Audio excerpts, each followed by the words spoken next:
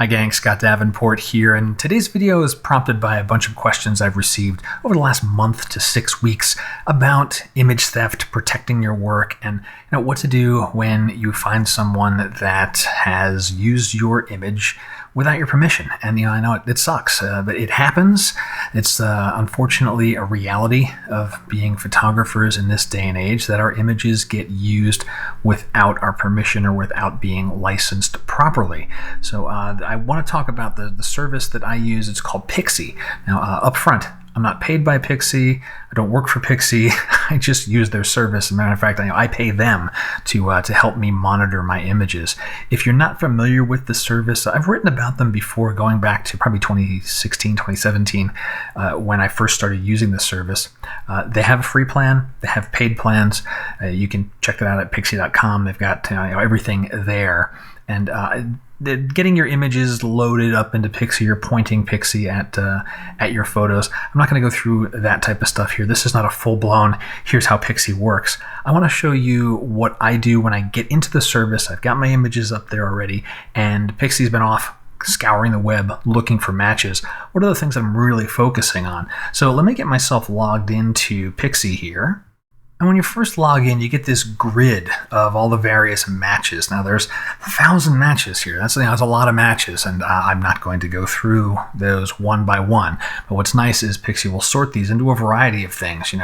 Matches that have a high likelihood of being a match, sites that are using it multiple times. What countries are using these photos, the websites, I should say, that these countries are hosted in, where there are matches. Now, what I will focus on is commercial usage.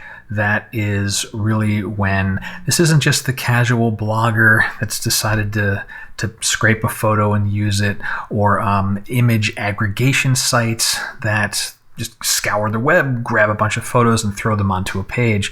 I'm looking for uses that would have resulted in me actually getting a licensing fee from a company or a corporation. So I'll start with this commercial one. And the next thing I'll look for is what is actually online right now, because that means it's active. It's something that's still out there. And finally, ones I haven't looked at yet. So the unseen things. I've got 12 that are left here. And then start scrolling through these and taking a look at which ones might potentially be something that I need to investigate further.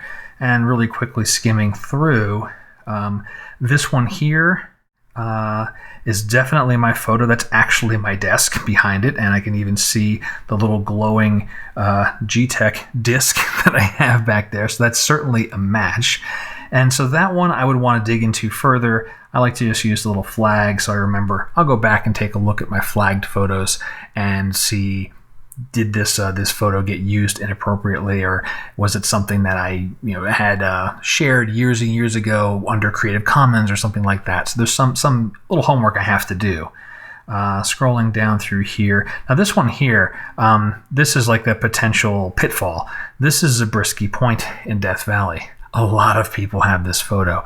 I've uploaded my own, and more often than not, it's not a match to my particular shot. So you can do a really quick drill in, tap on it. You see, here's my photo. Here's the one that Pixsy's saying, hey, this looks like a match. Compositionally, this is almost spot on, but time of day, you can see shadows happening in this one. Obviously, the coloration is very different. Mine was before dawn. This one looks like it's sun has come up. So it's certainly not a match. So at that point, I'll just say, it's not my image, and be done with it, and go back to my main view.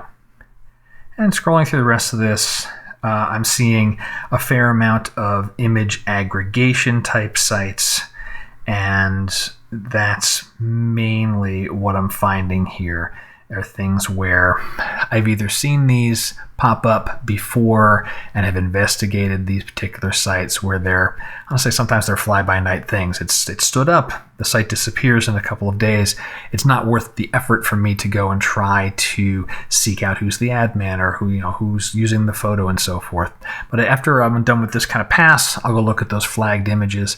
And the things to check, make sure that you do take a look at that side-by-side view. is it really your image? Because a lot of times things can be very similar, especially if it's an iconic location. And then secondly, have you shared this photo in such a way that would make it okay for certain usages? Where it's non-commercial and you've shared it under a Creative Commons license, maybe it's okay. Or maybe you've shared something on Flickr and all you're asking for is attribution. So as long as you go to the website and you see your photo there, but it says photo by Scott Davenport, well then they're using it according to your terms. So there is some level of homework you have to do. The last one is a little more challenging. If you've shared your photo through a stock agency, you have to go chase down, did somebody actually license your photo through the stock agency? That may or may not be the easiest thing to do, depending on how good the reporting is from your stock agencies. But anyway, that's Pixsy. That's what I'm using to help me find folks that are being naughty and using my images without licensing them without permission. Hope you found this useful. If you got other questions about it, feel free to drop them in the comments. Feel free to hit up Pixsy. Hit them up on social media. Shoot them a message. They're really friendly folks. They're based out of Germany, but they operate in a bunch of different countries around the world. And that's going to do it for the video. Until next time, my name's Scott Davenport. Have fun.